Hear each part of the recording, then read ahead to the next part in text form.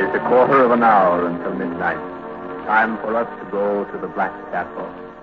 Each Friday evening we come to this remote spot, a place of mystery and terror, where a gaunt-hooded figure appears and sits at the keyboard of the ruined old organ, mumbling and gibbering his fantastic tales as his talon hands grip the crack.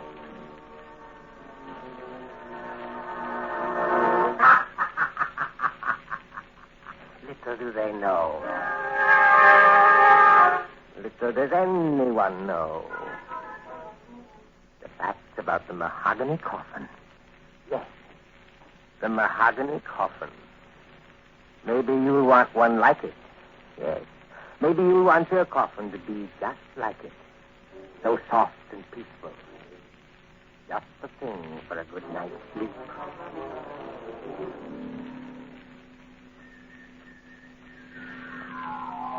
Listen. You hear the wind? It was just such a night when old Silas Digger died. With only the wind to mourn for him. Many of the town wit had great fun with Silas Digger's name. For that was what he did. He dug graves in a little cemetery on the edge of town. Silas was a good grave digger. The walls of the graves he dug were straight, and they never caved in while the funerals were going on.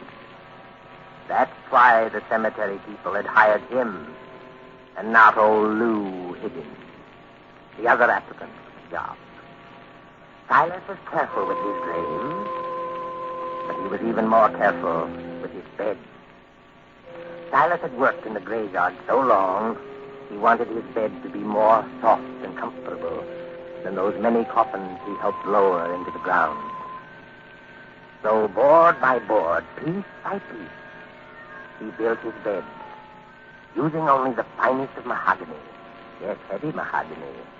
It cost Silas the wages of many a grave digging just for the wood alone. But it was worth it. And it took Silas a long, long time to make his bed. He measured the boards of the foot and those of the head. They were the same length. He laid them across the frame of the bed and then joined them perfectly, completely covering the frame. The sideboards were built up high, so that when he was lying in the bed, he couldn't see out. Oh, now you're beginning to see, aren't you? Yes, Silas Digger's mahogany bed was to be his coffin. Silas was badly puzzled for a while. How could he fix his bed so that the foot and headboards would close down over him when he died? Then he worked it out. With his dying movement, he would touch a little spring, and foot and headboards would close down over him, and he would be in his coffin. But what about a grave big enough to hold the coffin? He must talk to the graveyard people on the morrow.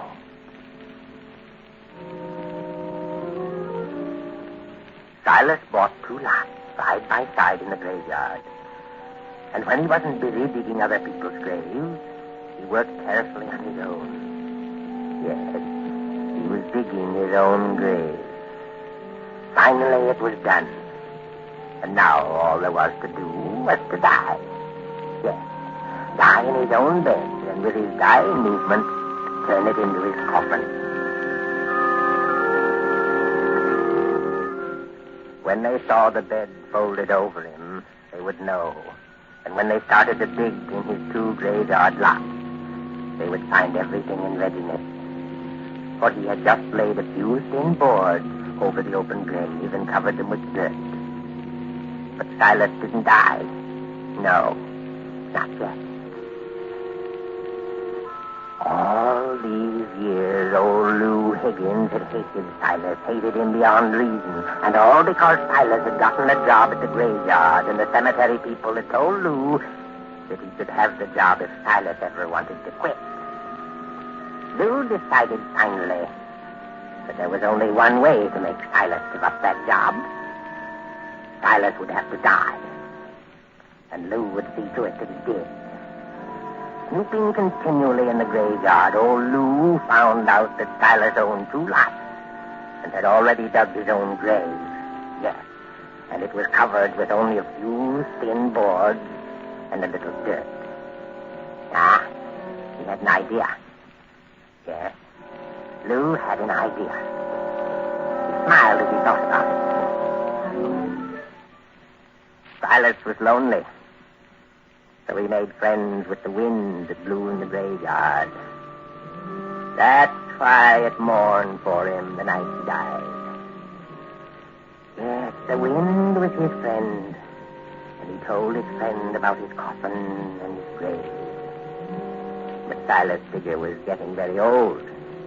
He was slow in his work. And it was long after dark. He was still lifting spade after spade of dirt from a pauper's grave. It was hard work, yes, very hard.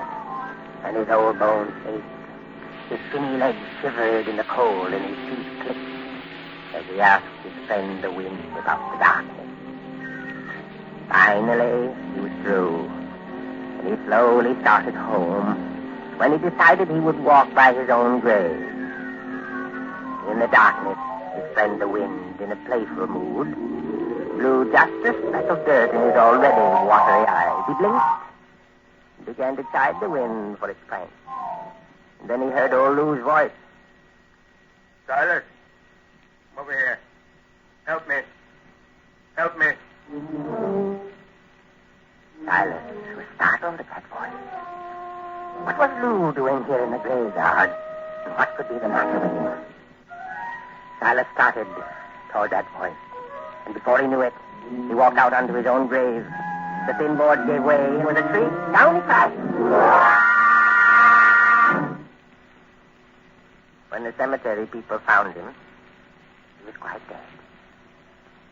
And his right hand was stretched out above his head, reaching for something. And there was a horrible look of determination upon his face, so horrible that the graveyard people turned away. Standing there with them was old Lou Higgins. Oh, yes, the job was his now, and the first thing he had to do was to bury old Silas Digger.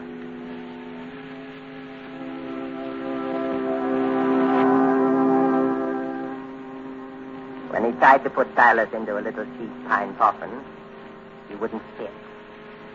His outstretched hand made him too long. So Lou decided to bury Silas by standing him up in a corner of his grave and covering him with dirt. When old Lou was finished, Silas's fingers were just under the top layer of dirt on the grave. That night, about 2 hours after sundown, the wind began to blow. One little whirlpool of wind seemed more fierce than the rest, and it hovered a long while over a certain section of the graveyard. But no one knew that it was cleaning away the dirt from Silas Digger's body. No. No one knew but the wind.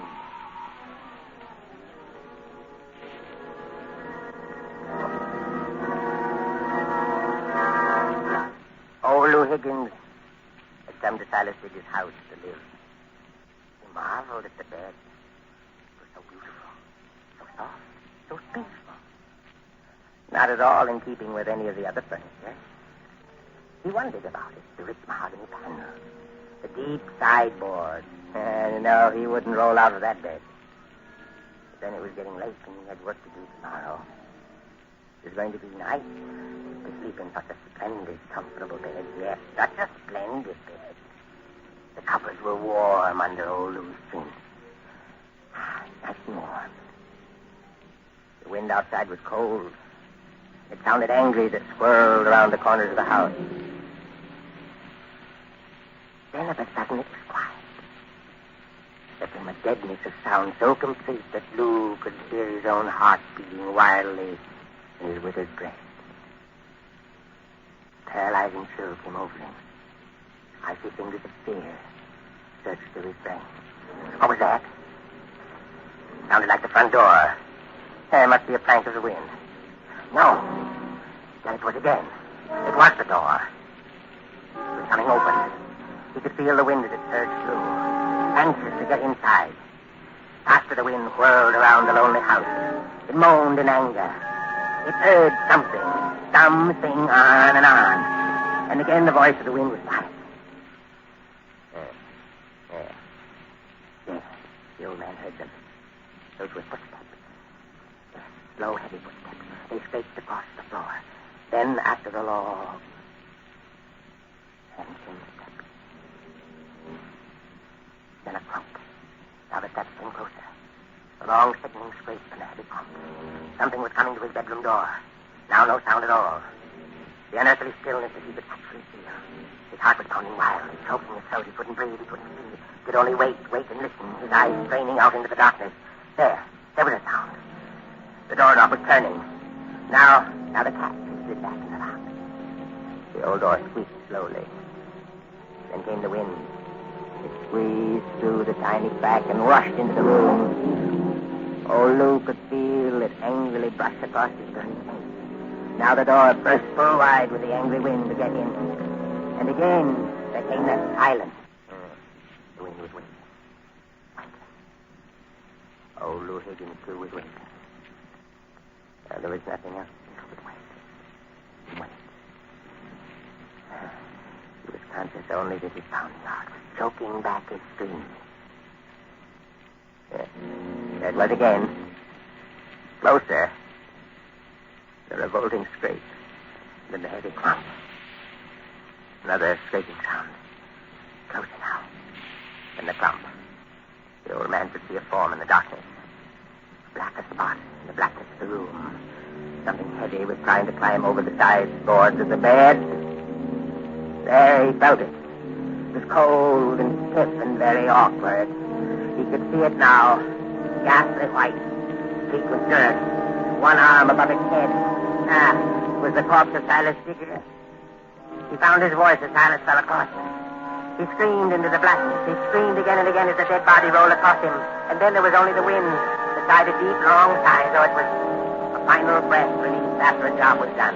For as the wind rushed out of the room, the head and the foot of the bed slipped quietly together, leaving Silas Digger safe in his mahogany coffin. Safe. With company, too. Yes. With company.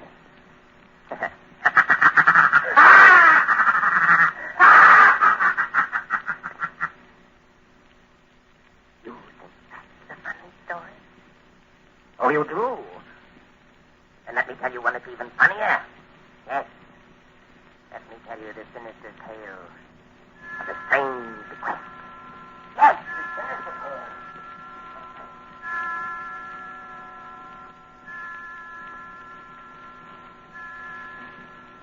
It is almost midnight. Time for the voice of the Black Chapel to recede into the void from whence it came. Each Friday evening at a quarter of an hour before midnight, we come to this remote place, the Black Chapel, and listen to the hooded figure who sits at the keyboard of the ruined old organ, gibbering his fantastic tales as his talon hands grasp a cracked key. Listen next Friday evening for the sinister tale of the strange bequest. This is the Columbia Broadcast.